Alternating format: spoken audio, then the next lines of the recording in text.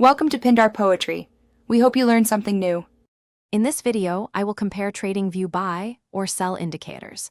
We'll explore how these tools function to help you make informed trading decisions. Understanding their core mechanics is crucial for effective market analysis. I'll guide you through their primary uses and what to consider when integrating them into your strategy. Let's dive into the specifics of each type and determine which might be better suited for your trading style. Buy indicators are designed to signal potential upward price movements. They often look for oversold conditions, bullish divergences, or momentum shifts.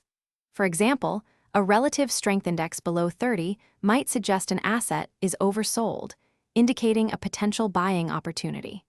These indicators aim to help traders enter positions before a significant price increase, maximizing profit potential. They are a cornerstone for identifying bullish trends. Conversely, sell indicators alert traders to potential downward price movements. They typically identify overbought conditions, bearish divergences, or weakening momentum. For instance, an RSI above 70 could indicate an asset is overbought, suggesting a potential selling opportunity. These indicators are crucial for exiting long positions or entering short positions before a significant price drop. They are vital for managing risk and securing profits. Deciding which indicator is better depends entirely on your trading strategy and market view.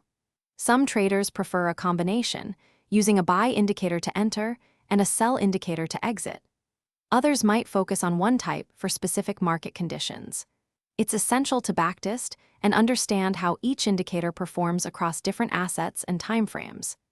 Ultimately, the best indicator is the one that consistently aligns with your trading objectives. Thanks for watching. Consider subscribing if we helped you.